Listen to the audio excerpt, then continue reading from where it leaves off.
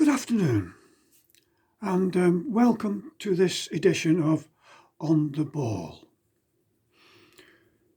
Football seems to have lost its way again. It does from time to time, and it has again.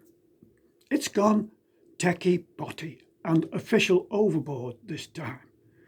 The game seems to be run primarily for them, jobs for the boys. Fans and spectators have become incidental. You'd have thought they'd have learned from the pandemic, wouldn't you? Evidently not.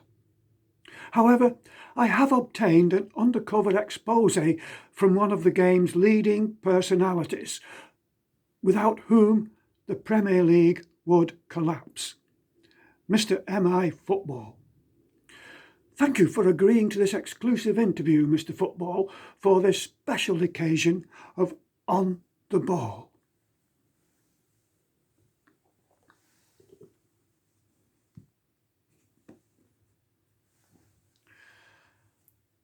Welcome to my sporting world. I'm a football made by Nike, and I'm employed by the Premier League, and they can't manage without me. Without me, there'd be no Saturday games, none Sunday, nor in midweek.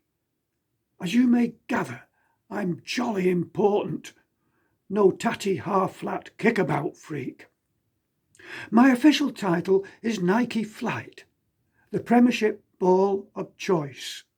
Not many are on a par with me. Of footballs, I am the Rolls Royce. I feel really proud when I'm carried out, spot placed with reverence by the referee. Then there's a lull while the players fleff about, taking the perishing knee. Eventually we're off and I'm in play. I conscientiously do my bit and go where I'm supposed to go whenever I've been hit. But alas, for me, there's a lot of downtime when I'm just plonked upon the ground, while the ref, poor soul, has to try and work out why this player's still rolling around. The ref has got two linesmen to assist, who supposedly are not blind, and who too keep an eye on sneaky types, which is far from easy, mind. So there's three of them dashing up and down, keeping the game up to par. With the fourth official, you'd think that'd be it. But no, we've also got VAR. Video assisting referees. They're the bane of a spectator's life. Whether at the ground or watching telly, they're more frustrating than any wife. Take the question of whether or not it's a pen. This crops up much more than it should do. Takes them so long to make up their minds. The lads could have nipped off home for a brew. But the one that really gets everyone's goat, that's always been a bone of contention, is the interpretation of the offside rule. Which body parts should be in question? If you ask me, and I should know, being as I see the game really at the grassroots, it's not fair to judge in millimetres and fractions of fingernails, nose or boots. But no, they'll carry on with these minuscule measurements because VAR are an annoying mob, and it'll look like the tech is not a waste of money, and the assists will still have a Saturday job.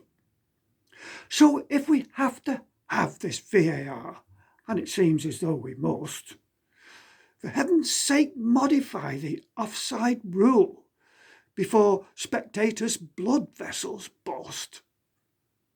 And penalties are another thing. Can we toughen up these players a bit? I have to keep going for 90 minutes.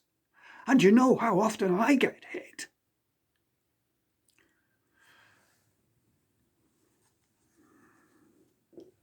Sorry, mate. Suppose you could say tough, but that's the job you've got. VAR won't care how many times you're blasted from the spot.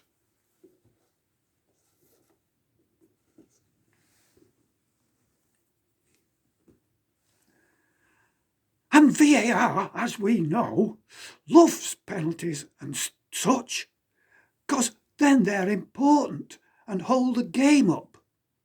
Not that they care over much. If I could talk, I'd say a thing or two about which lines I crossed and whose foot was where and whose ankles were cropped by who and whose hand touched me when it shouldn't be and to whom best not to say boo. I know that come the day, and it'll be soon, I pray, Nike will fit a microchip in me. Then we'll retire VAR, who's brought us this far, and again, it'll be just me and the referee.